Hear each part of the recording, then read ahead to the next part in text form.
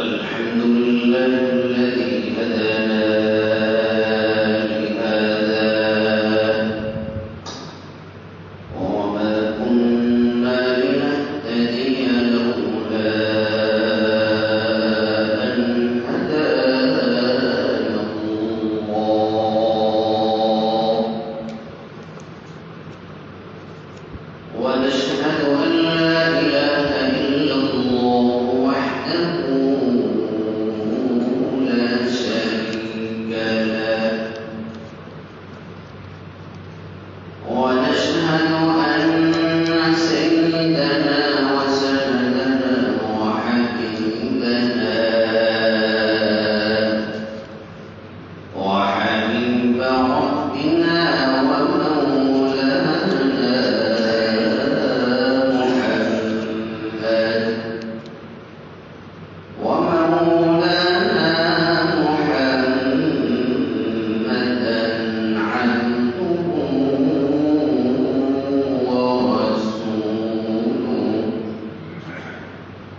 الذي أرسله الله تعالى بالحق بشيرا ونذيرا وداعيا إلى الله بإذنه وسراجا منيرا فقد قال الله تبارك وتعالى أعوذ بالله من الشيطان الرجيم بسم الله الرحمن الرحيم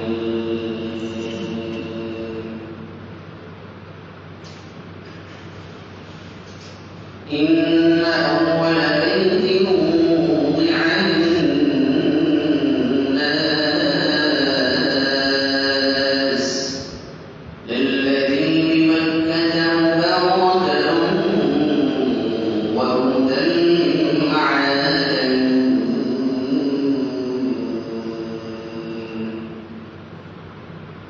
فيه آيات بينات مقام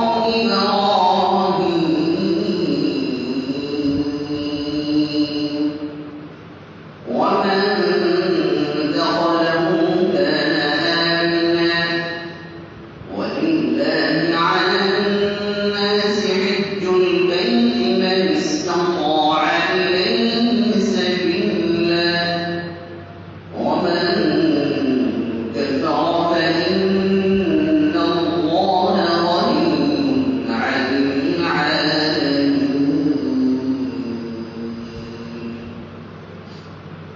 صدق الله العلي العظيم وعن أبي هريرة رضي الله تعالى عنه أنه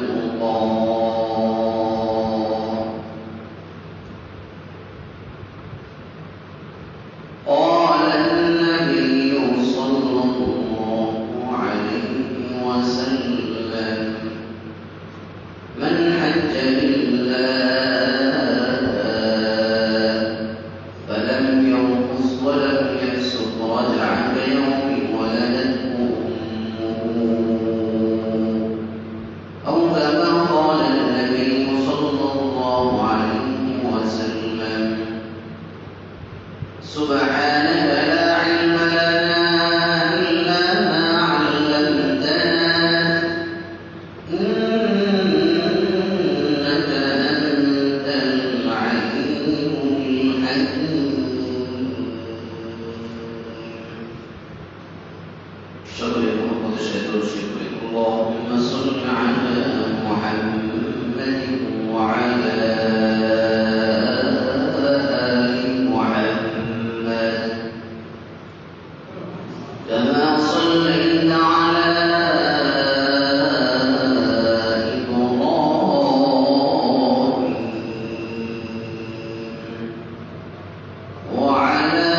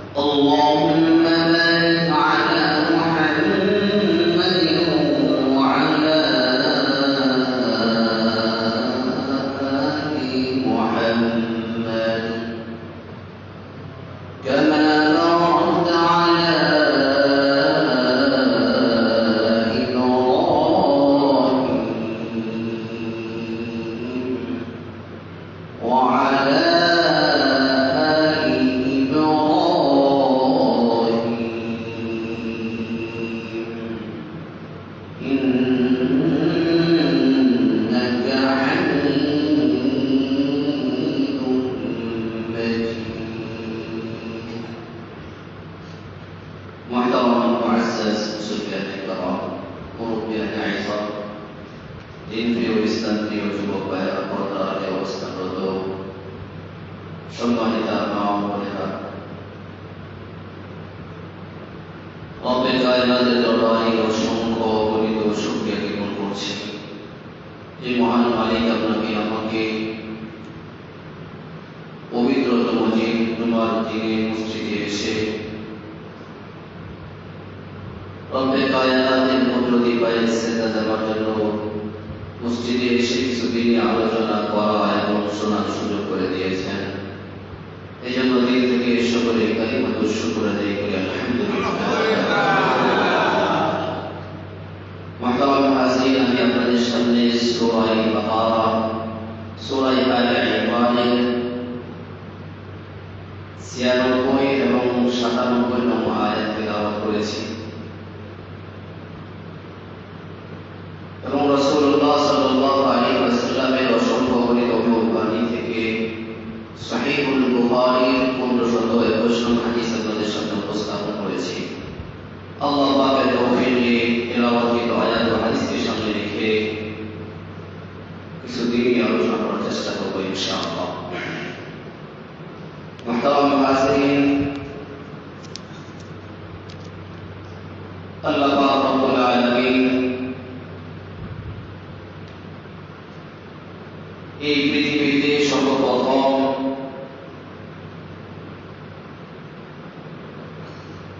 জিন জাতিকে সৃষ্টি করেছিলেন।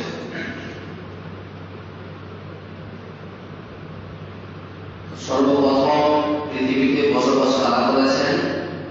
জিন জাতি। জিন জাতি পৃথিবীতে আসার পরে তারা পরস্পরের মধ্যে একে অপরের সাথে সব সময় যুদ্ধ ঝগড়াই করত, মারামারি কাটাকাটি আর হানাহানি তাদের অভ্যাস ছিল। এটাই তারা করতো সব সময়, হত্যাযজ্ঞ, নিজেদের মধ্যে দ্বন্দ্ব। তো আল্লাহ পাক রব্বুল আলামিন এই জিন জাতির এই আচরণগুলি দেখলেন যে তাদের মধ্যে রক্তপাত এবং তাদের মধ্যে পরস্পরে একে অপরের সাথে সব সময় ঝগড়াই থাকা, এটা তাদের মধ্যে ব্যাপক আকার ধারণ করেছে। তো আল্লাহ পাক রব্বুল আলামিন তখন বললেন যে আচ্ছা, যদি এই হয় তাদের অবস্থা, তাহলে তারা পৃথিবীর মধ্যে বসবাস করার উপযুক্ত না। তো আল্লাহ পাক রব্বুল আলামিন এরপরে ফেরেশতাদেরকে দুনিয়ার মধ্যে পাঠালেন। ফেরেশতারা আসার পরে এই জিন জাতি যারা ফেরেশতাদের পূর্বে বসবাস করতেন, তাদের প্রত্যেককেই এক একজনকে এক এক পাহাড়ে দুনিয়া থেকে আস্তে আস্তে তাদেরকে বিতাড়িত করা। ফেরেশতা এসে দুনিয়ার মধ্যে বসবাস শুরু করলেন। জিন জাতির ওই সময় দুনিয়াতে আধিপত্য শেষ হয়ে গেল। কারণ কি ছিল? কারণ ছিল তাদের মধ্যে মারামারি, কাটাকাটি আর রক্তপাত। এই জন্যই তাদেরকে দুনিয়া থেকে সরিয়ে দেওয়া হয়েছে। আসছে কোন জাতি? ফেরেশতা। ফেরেশতা বসবাস করতেছে। ফেরেশতাদের বসবাসের মধ্যে তারা একটা পর্যায়ে নিজেদের মধ্যে নিজেদেরকে এমন অবস্থান মনে করলো যে আমরাই বুঝি আল্লাহ তাআলার সবচেয়ে শ্রেষ্ঠ এবং সম্মানিত সৃষ্টি। এটা ফেরেশতাদের মনে মনে ধারণা, এভাবেই চলতেছে। তো ফেরেশতারা এই চিন্তা চেতনা লালন করতেছে যে আমাদের পূর্বে যারা ছিল জিন জাতি, তারা তো একে অপরের সাথে এই মারামারি, কাটাকাটি আর হানাহানির কারণে তাদের অবস্থা এমন হয়েছে যে তাদেরকে আল্লাহ তাআলা পৃথিবী থেকে উঠিয়ে দিয়েছেন। এখন যেহেতু তাদেরকে উঠিয়ে দেওয়া হয়েছে, পরবর্তীতে ফেরেশতাদের বসবাস আসার পরে ফেরেশতারা তাদের মনের মধ্যে, তাদের দিমাগের মধ্যে এই চিন্তাটা লালন করতেছে যে আল্লাহ তাআলার যত সৃষ্টি আছে সব সৃষ্টির মধ্যে আমরা বুঝি আল্লাহর কাছে সবচেয়ে সম্মানিত। তো আল্লাহ তাআলা দেখলেন যে ফেরেশতারা তারা শুধু আল্লাহ তাআলার আদেশ মানে, তাদের সৃষ্টিটাও এমন যে তারা গুনাহ করার শক্তি রাখে না। গুনাহ করার শক্তি নাই ফেরেশতাদের, গুনাহ করার স্বাদ তাদের মধ্যে নাই, গুনাহ করার যে একটা মজা এটা তাদের মধ্যে নাই, গুনার মজা তাদের মধ্যে নাই, গুনার স্বাদ তাদের মধ্যে নাই। আল্লাহর আদেশটা শুধু তাই তারা মানে, আর কোনো কিছুই তারা করে না। দুনিয়ার মধ্যে এইভাবেই চলতেছে। তো আল্লাহ তাআলা চিন্তা করলেন যে এই যে একটা দরদ তাদের মনে মনে এই আশা যে আমরাই বুঝি আল্লাহ শ্রেষ্ঠ সৃষ্টি, এই ধারণা এটা তো ঠিক না। আল্লাহ তাআলা তখন ফেরেশতাদেরকে ডাকলেন, ও আমার ফেরেশতারা আসো, তোমাদের সাথে আমার এক বিষয়ে কথা আছে। আল্লাহ তাআলা ঘোষণা দিলেন যে আমি দুনিয়ার মধ্যে আমার প্রতিনিধি নিযুক্ত করবো, আমার খলিফা নিযুক্ত করবো।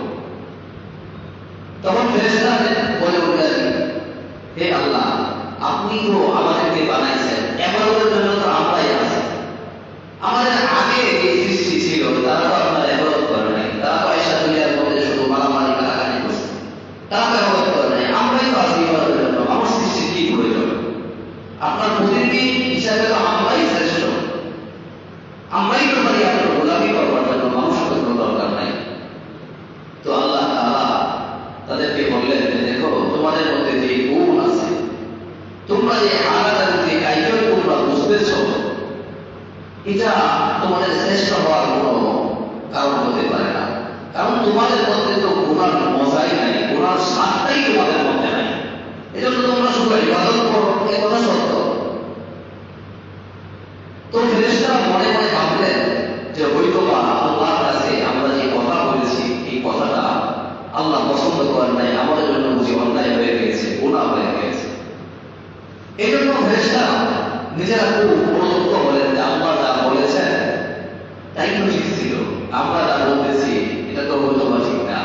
তাদের মধ্যে একটা ভুল বোঝাবুঝি চলে আসলো। এই জন্য ফেরেশতারা আল্লাহর কাছে ক্ষমা প্রার্থনা করলেন যে আল্লাহ, আমরা যে বুঝ, আমাদের যে ধারণা, এই ধারণা ঠিক না, আমরা অন্যায় করে ফেলেছি। আল্লাহ বললেন, না, এটা তো অন্যায় না। তোমাদের ধারণা অনুযায়ী পূর্ববর্তী যে সৃষ্টি ছিল পৃথিবীর মধ্যে, ওই সৃষ্টির আচার ব্যবহার থেকে তোমাদের মনে হয়েছিল যে তোমরাই অতি শ্রেষ্ঠ হবে দুনিয়ার মধ্যে, আর কোন সৃষ্টি আর তোমাদের থেকে সম্মানিত হবে না। এটা তোমাদের ধারণা ছিল পূর্ববর্তী ওই জিন জাতির আচার ব্যবহারের কারণে। বাস্তবতা হলো তোমাদের মধ্যে তো গুনাহ করা স্বাদ নাই, আবার গুনাহ যে করবে সেই ইচ্ছাও তোমাদের মধ্যে দেওয়া হয়নি। আমি চাচ্ছি দুনিয়ার মধ্যে এমন একটা জাতি সৃষ্টি করব, যেই জাতি গুনাহ করার শক্তিও থাকবে, গুনার মজাও পাবে, গুনাহ থেকে বেঁচে থাকার জন্য কষ্টের কারণ হবে, এরপরেও সে আল্লাহর আযাব আর গজবের ভয়ে জান্নাতের আশায় সে গুনাহ থেকে বেঁচে থাকবে। আর যার ইচ্ছা হয় জাহান্নামে যাবে, সে গুনাহ করবে। তখন ফেরেশতাদের মধ্যে এই যে একটা তাদের ধারণা, এই ধারণার কারণে তারা আল্লাহর কাছে ক্ষমা চাইতে লাগে। তো ক্ষমা চাচ্ছে কিভাবে জানবো? আল্লাহ তাআলার ৭ আসমানের উপরে একটা মসজিদ আছে, ইবাদতের ঘর আছে। ওই ঘরটাকে বলা হয় বাইতুল মামুর। কি বলা হয়? বাইতুল মামুর। এটা কি দুনিয়াতে না আসমানে? ৭ আসমানের উপরে আল্লাহ তাআলা ইবাদতের জন্য একটা ঘর বানাইছেন। ওই ঘরটার নাম হচ্ছে বাইতুল মামুর। তো বাইতুল মামুরের পাশে যারা তওয়াফ করে ফেরেশতারা আল্লাহর কাছে ক্ষমা চাইলেন, আল্লাহ, আমাদের তো ভুল হয়ে গিয়েছে, আমরা আপনার কাছে ক্ষমা চাচ্ছি, এবং এই বাইতুল্লাহ তওয়াফটাকে আমরা আমাদের ক্ষমার ওসিলা বানাচ্ছি। কথা বুঝতেছেন? কারা করছে এই কাজ? ফেরেশতারা। ফেরেশতারা কি কোনো আসলে কোনো গুনাহ করছে, অন্যায় করছে? না, কোনো অন্যায় করেনি। তাদের মধ্যে একটা ধারণা ছিল যে হয়তো বা আমাদের এই সিদ্ধান্তটা সঠিক না। এই জন্য আল্লাহর কাছে তারা কিভাবে ক্ষমা চাইলেন? বাইতুল মামুর তওয়াফ করে বাইতুল মামুরের পাশ থেকে বললেন, আল্লাহ, আমাদের ভুল হয়ে গিয়েছে, এজন্য আমরা আপনার কাছে ক্ষমা চাই, আমরা আপনার কাছে তওবা করতেছি, এবং আমাদের তওবাকে গ্রহণ করার ওসিলা হিসাবে এই বাইতুল মামুরের তওয়াফটাকে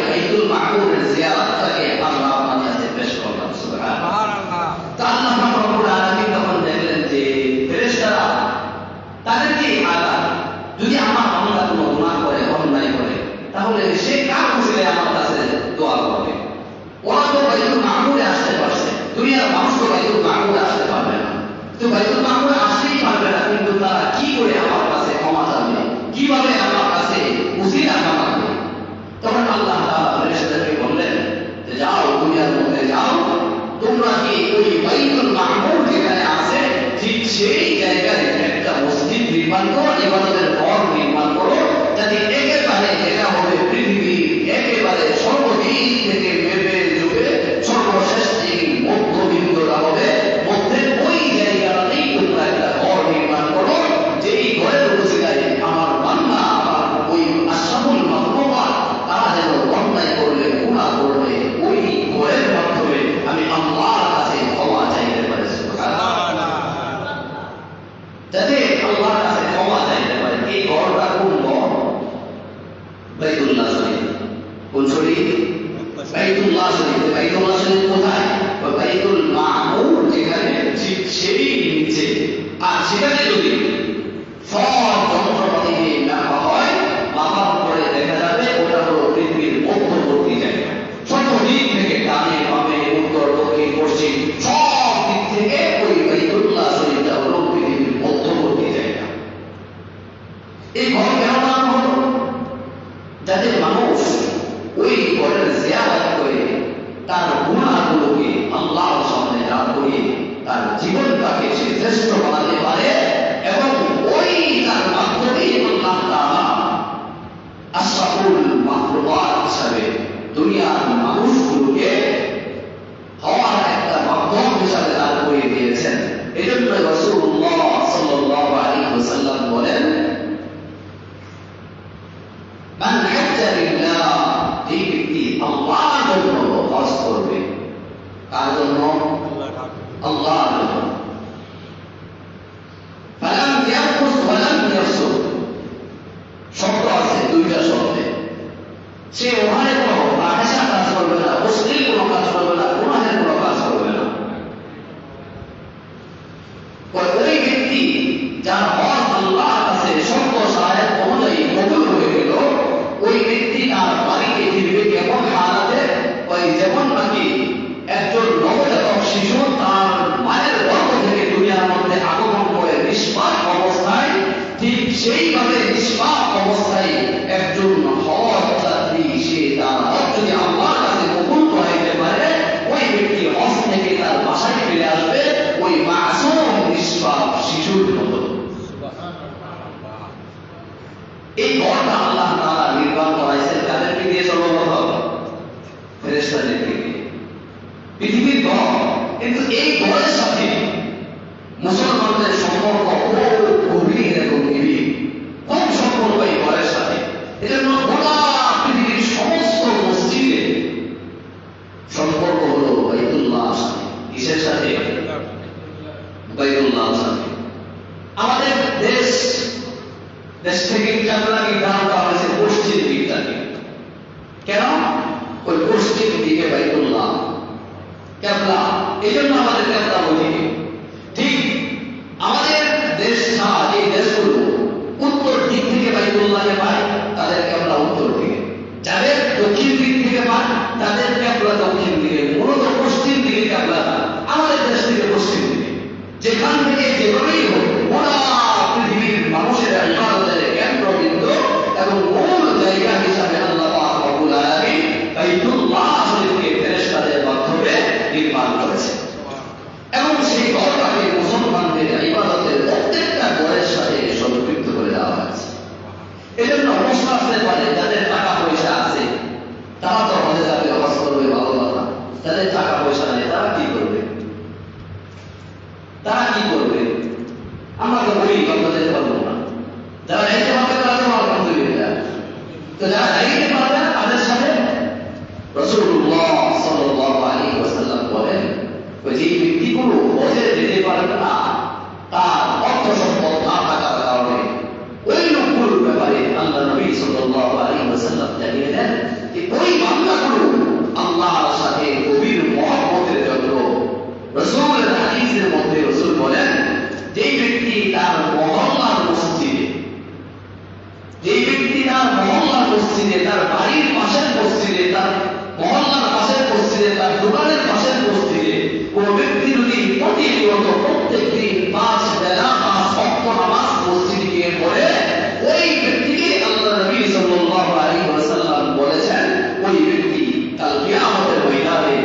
বিশেষ মেহমান হিসাবে আল্লাহ পাকের আরশের ছায়ার নিচে আশ্রয় পাবেন। সুবহানাল্লাহ।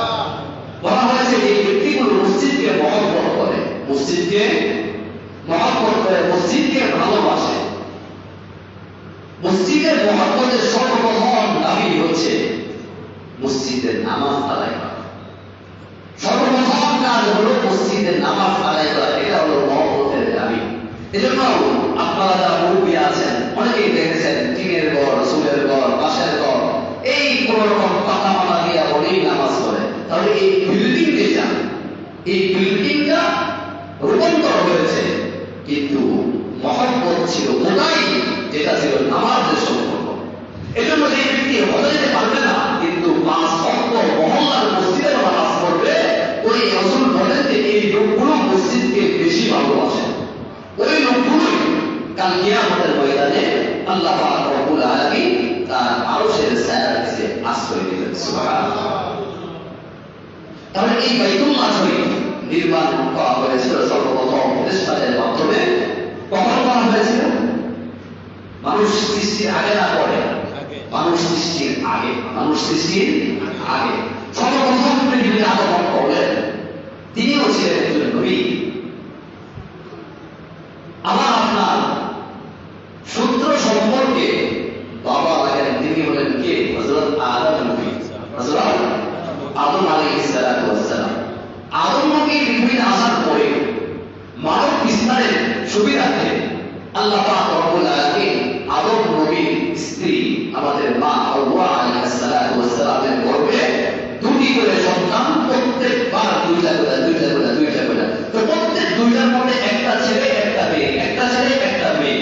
তো আদম নবী ওই বংশ বিস্তারের সুবিধার্থে আল্লাহর বিধান আদম নবীর উপর আসলো যে আগের ঘরের ছেলে পরের ঘরের মেয়ে, আগের ঘরের ছেলে পরের ঘরের মেয়ে, অর্থাৎ বয়সে বড় ছেলে বয়সে কম মেয়েকে বিবাহ করবে। পরের ঘরের ছেলে তার পরের ঘরে যে পরের দাবি আসবে ওই মেয়েকে বিবাহ করবে। এইভাবেই বিবাহ বিস্তার এবং বংশ বিস্তারের মাধ্যমে দুনিয়ার মধ্যে মানুষের বসবাসের বিশাল আধিপত্য বিস্তার হচ্ছে।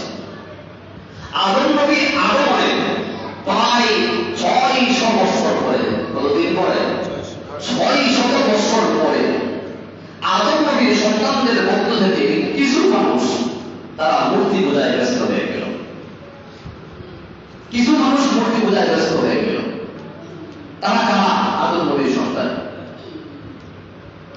আদম নবীর ওই কিছু সন্তান যখন তারা মূর্তি পূজায় নিয়োজিত, এর থেকেও আরো 600 বছর পর পর্যন্ত মোটামুটি দুনিয়ার অনেক মানুষ মূর্তি পূজার সাথে নিয়োজিত, তারা মূর্তি পূজায় ব্যস্ত। তাহলে কত বছর? আদম নবীর পরে 600 বছর, এরপরে আরো 600 বছর, এই 1200 বছরে পৃথিবীর হালাত এমন হয়ে গিয়েছে অধিকাংশ মানুষ মূর্তি পূজায় ব্যস্ত। যখন অধিকাংশ মানুষ হয়ে যাওয়া হয় সব মানুষ, সব মানুষ তখন মূর্তির মধ্যে, এই মূর্তি পূজায় ইবাদতের মধ্যে ব্যস্ত। তখন আল্লাহ তাআলা এই পৃথিবীর মানুষগুলোকে যেই উদ্দেশ্যে সৃষ্টি করেছিলেন সেই উদ্দেশ্যের উপর পাচ্ছেন না।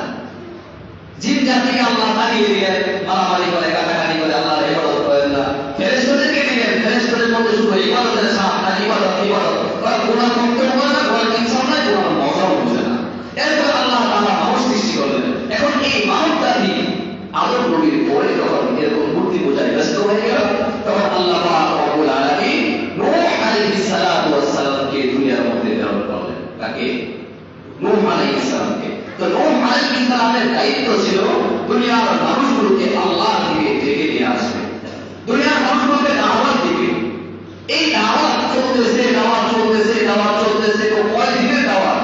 950 বছর, 950 বছরের দাওয়াতের ফলাফল হলো মাত্র 40 জন মানুষ তার ধর্ম, ইসলাম ধর্ম, তৎকালীন ইসলাম ধর্ম গ্রহণ করেছে। মাত্র 40 জন। কয়জন? 40 জন। 40 জন মাত্র মানুষ যারা ইসলাম ধর্ম গ্রহণ করেছে। তখন নবীর মনে মনে আল্লাহকে বিশ্বাস করবে না, এই মাত্র কয়জন লোক, 40 জন লোক, দুনিয়া পড়ার লোক অভাব নাই, আর মাত্র 40 জন মানুষ আল্লাহরে বিশ্বাস করে, আল্লাহর ইবাদত করে, আর নাই মানুষেরা ঈমান আনতো না। আল্লাহ তাআলা নবীর অন্তরের মধ্যে এই কথা জানিয়ে দিলেন যে এই 40 জন ছাড়া বাকি যারা আছে আর কেউ আপনার প্রতি, আপনার আল্লাহর প্রতি আর ঈমান আনবে না। তখন নবী চিন্তা করলেন, যদি এরা দুনিয়ার মধ্যে থাকে, থাইকা তো এদের বাচ্চা কাচ্চা হবে, পরবর্তী প্রজন্ম থেকে আবার আরেক প্রজন্ম আসবে, এভাবেই চলতে থাকবে, আর এভাবেই মুশরিকদের সংখ্যা, আল্লাহর বিরুদ্ধাচরণ যারা করে, মূর্তি পূজারী, তাদের সংখ্যা বাড়তেই থাকে। তাহলে এদেরকে বন্ধ করা যায় কেন? যদি এভাবে বাড়তেই থাকে, তাহলে যে আবার এই 40 জন তৈরি হয়ে যাবে। মাত্র 40 জন ঈমান আনছে, কিন্তু এর থেকে তো হাজার হাজার লোক হয়ে গেল যারা ঈমান আনলো না। যেহেতু ঈমান আনবেই না, আল্লাহ নবীকে বললেন, তখন নূহ আলাইহিস সালাতু ওয়াস সালাম আল্লাহর কাছে দোয়া করলেন, আল্লাহ রাব্বি লা তাযার আলাল আরদি মিনাল কাফিরিনা দাইয়ারা। হে আল্লাহ, দুনিয়ার ভূপৃষ্ঠের জমিনের উপরে একজন কাফেরকেও আপনি ছাইরেন না, সবগুলোর খতম করে দেন। কে দোয়া করলেন? নূহ আলাইহিস সালাতু ওয়াস সালাম। রাব্বি লা তাযার আলাল আরদি মিনাল কাফিরিনা দাইয়ারা। একটা কাফেরকেও আপনি রাখেন না, সবগুলো শেষ করেন। কেন? আমার এই 40 জন মানুষ যারা ঈমান আনছে, এই 40 জন যদি এভাবেই তারা ঈমানের উপর অটল অবিচল থাকে, থাকতে থাকতে তাদের বংশ বিস্তার হবে, তখন দুনিয়া মুমিনদের দ্বারা পরিপূর্ণ হয়ে যাবে, কাফের থাকবে না। এই জন্য আপনি তাদেরকে একেবারে শেষ করে দেন, আর আমার এই মুমিনগুলোকে একটু বাঁচিয়ে রাখেন, তাহলেই দেখা যাবে দুনিয়ার মধ্যে ইসলাম প্রতিষ্ঠা হবে। আল্লাহ তাআলা নূহ আলাইহিস সালাতু ওয়াস সালামের দোয়াকে কবুল করলেন। করার পরে বললেন, নূহ নবীকে বললেন যে হে নবী, আপনি এক কাজ করেন, এদেরকে তো সব একসাথে শেষ করতে হইব, আপনি তো আপনার দোয়া কবুল করছেন, আপনি একটা জাহাজ বানান। কি বানান? নৌকা না, কি? কেন জাহাজ আছে সামনে? একটা জাহাজ বানান। অনেকে ওয়াজের মধ্যে বলে, আমরা অনেকে জানি নৌকা নৌকা করে, নৌকা না, বড় ধরনের জাহাজ, বড় ধরনের জাহাজ কেন সামনে আসতেছে? আল্লাহ তাআলা নবীকে বললেন যে আপনি আপনার ঈমানদার যারা, আল্লাহ বিশ্বাসী, এই 40 জন লোককে ওই জাহাজের মধ্যে উঠাবেন, এবং গোটা পৃথিবীর যত মানবতার আছে, যত প্রাণী আছে, স্থলভাগে কিংবা সমুদ্রে, প্রত্যেকটা সেক্টর থেকে, প্রত্যেকটা শ্রেণী থেকে এক জোড়া মহিলা, একটা পুরুষ একটা মহিলা, একটা পুরুষ একটা মহিলা, এমনকি পিঁপড়া সহ, পিঁপড়া সহ, বর্তমান ধরেন 2টা গরু, একটা ষাঁড় গরু, এভাবে 2টা ছাগল, 2টা উট, 2টা ভেড়া, 2টা মহিষ, 2টা দুর্বা, 2টা সিংহ, এইভাবে সারা দুনিয়ার সব প্রাণী থেকে 2টা করে ওই আপনার জাহাজের মধ্যে উঠান। আচ্ছা, যদি নৌকা হয়, আমাদের কি মনে হয়? 2টা গরু, 2টা মহিষ, 2টা ভেড়া, 2টা দুর্বা, 2টা হাতি, কি লইতে হবে? 40 মানুষ লইতে হবে। আচ্ছা, আমাদের বাংলাদেশের নৌকা, নৌকা না, বিশাল বড় ধরনের জাহাজ। যারা বুঝে না তাদের বাইরে আপনি আয়াতের মধ্যে সরাসরি সামানিয়াতে আল-ফুরাজ মিনাল ওয়াক্তি ইসনাইন ওয়া মিনাল বা'দি ইসনাইন, এরকম প্রত্যেকটা শ্রেণী থেকে হালাল হারাম, যেগুলো খাওয়া যায়, যেগুলো খাওয়া যায় না, যেগুলো সিংহ, আর সমুদ্রে এমন এমন প্রাণী আছে যাদের এক একটা ওজন হলো কয়েকশো মণ, এক একটা প্রাণী ওজন কয়েকশো মণ, এরকম বহু প্রাণী আছে। তো এই সব প্রাণীগুলোকে আপনি আপনার জাহাজের মধ্যে উঠান। উঠানোর পরে আল্লাহ পাক রব্বুল আলামিন তখন ওই গজব নামক যে তুফান, সেই তুফান দিয়ে দিলেন।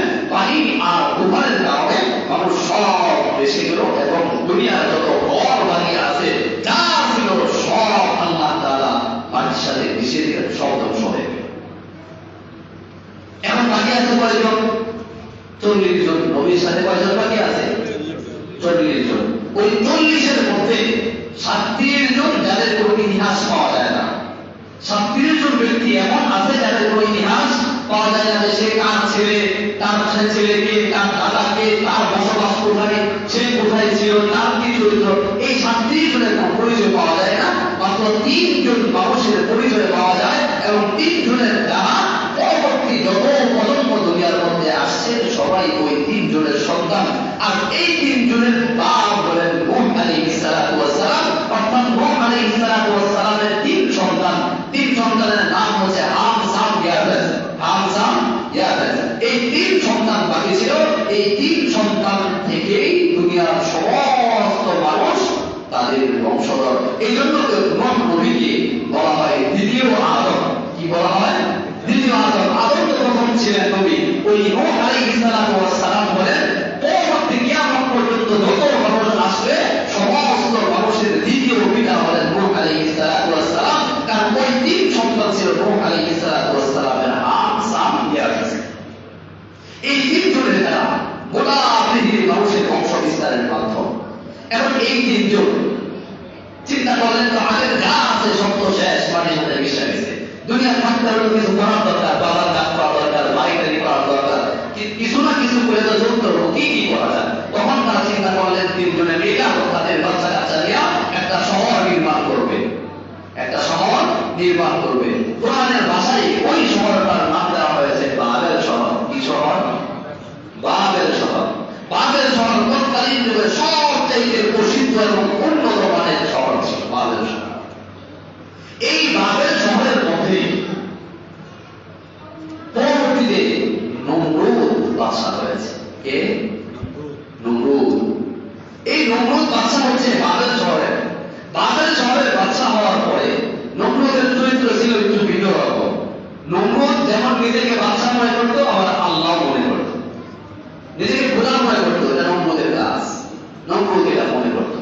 তো নমরুদ হঠাৎ করে একদিন স্বপ্ন দেখলেন যে একটা আগুন চলে আসছে কোথা থেকে যেন, এসে তার বাবেল শহরকে সব পুড়ে ছাইকাই করে দিয়েছে, শেষ করে দিয়েছে। একদম মাটির সাথে পুরো শহরটাকে মিশিয়ে দিয়েছে। এমনকি তার রাজত্ব চলে গেছে ওই আগুনটার কারণে। তো নমরুদ চিন্তা করলেন যে এটা কি হতে পারে, এটা কি দেখলাম স্বপ্নে।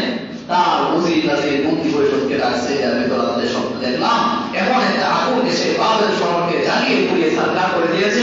আমার রাজত্ব খতম হয়ে গেলে এটা কি দেখলাম? হ্যাঁ, কি দেখলাম এটা? তখন সবাই মিলে দেখা যায় ওই বেশি দেরি নাই এই বাবেল শহরের মধ্যেই এমন এক বালকের আগমন হবে, যেই বালকের আগমনের কারণে তোমার এই রাজত্ব খতম হয়ে যাবে। তুমি যে আল্লাহ বলে দাবি করো, এগুলো আর থাকবে না, মানুষ আর মানবে না। তখন তার কথা এই চিন্তা এটা কি করে? আজিব কথা তো। বাচ্চা হওয়া বন্ধ করে দেবে, আসবো থেকে এই বালক বাচ্চা হওয়া বন্ধ করে দিব। কোনো বাচ্চা আমার এই শহরে জন্মগ্রহণ করতে পারবে না। বাচ্চাই যদি না হয় তাহলে বালক আসবে কই থেকে? কি করা যায়? সব নারীদেরকে একসাথে আলাদা করে দেওয়া হলো। এই তোরা এই এরিয়ার বাইরে যেতে পারবি না, রাত্রেবেলা সব এখানে থাকবি। আরেক পাশে দেওয়া হলো পুরুষদেরকে, এই তোরা এদিকে থাকবি, ডানে বামে যেতে পারবি না। কোনো মহিলার সাথে কোনো আসা থাকবে না। কথা বুঝতেছে? এখন তো বাচ্চা নিয়ন্ত্রণ হয়ে গেল। কি হয়ে গেল? বাচ্চা নিয়ন্ত্রণ। পৃথিবীর ইতিহাসে সর্বপ্রথম এই বাচ্চা নিয়ন্ত্রণকারী ব্যক্তির নাম হলো মিস্টার নমরুদ। এই নমরুদই সর্বপ্রথম বাচ্চা নিয়ন্ত্রণ করলো যে বাচ্চা হতে দিব না। বাচ্চা না হওয়ার জন্য যত রকম কৌশল আছে, সর্বোচ্চ কৌশল হলো দেহা সাক্ষাৎ বন্ধ করে দেওয়া। তাহলে তার বাচ্চা হওয়ার কোনো সম্ভাবনা নেই। আল্লাহ কয়েক বাচ্চাই কল্পিত করবে কার সাথে? ওই দুই দলের দায়িত্বশীল নিয়োজিত যে লোক, তার নাম কোরআনের ভাষায় আজর বলা হয়। কি বলা হয়? আজর। আজর ছিল এই পুরুষদের দায়িত্বশীল, আর তার স্ত্রী ছিল মহিলাদের দায়িত্বশীল। কেউ যেন কারোর সাথে দেখা সাক্ষাৎ করতে না পারে। বাচ্চা হবে তো তোর কি মা দেখাই তো দিবি, কোনো দেখা সাক্ষাৎ না হলে তো আর কোনো বাচ্চাও হবে না। এই সিদ্ধান্ত সে আসার দিকে ঘুমাইতেছে। কিন্তু আল্লাহ তো যা করার তা তো করবে। ওই পুরুষের দায়িত্বশীল পুরুষ এবং তার স্ত্রী দুইজনের মধ্যে হঠাৎ করে ইচ্ছা না করতে বলো যে আরে এরা তাই মধ্যে আছে, আমরা একটু কাম ছেড়ে নিই। এরপরে আল্লাহ তাআলা আজরের পরে আজরের এই সম্পর্কের মাধ্যমে পৃথিবীতে নমরুদের ধ্বংসকারী এবং পৃথিবীতে আল্লাহের আওয়াজ বন্ধকারী হিসাবে আল্লাহ পাক রব্বুল আলামিন কোন নবীকে পাঠালেন? নবী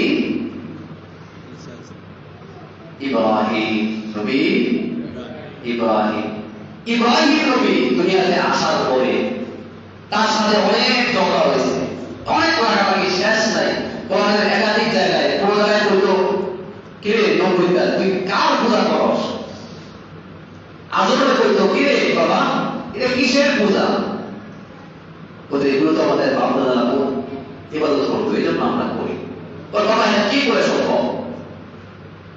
একটা রব, একটা প্রভু, তার পিছনে অন্য জিনিস দিয়ে তাকে দাঁড় করাতে হবে, বাঁশের উপর ট্যাগ দিয়ে দাঁড় করাতে হবে। এই বাস নির্ভরশীল প্রভুর প্রতি তোমরা কি করে ইবাদত করো? যে প্রভু বাসটা দাঁড়াতে পারে না, কি দেওয়া লাগে? বাস দেওয়া লাগে, কাঠ দেওয়া লাগে। ওই প্রভুর ইবাদত তোমরা কেমনে করো? ওই প্রভুর ইবাদত তোমরা কেমনে করো? তোমাদের কি আকল জ্ঞান নাই? তোমাদের কি বিবেক নাই? তোমাদের কি একটুও মাথার মধ্যে গিরু নাই? তোমরা এমন করো কেন? এটা কিসের ইবাদত করো?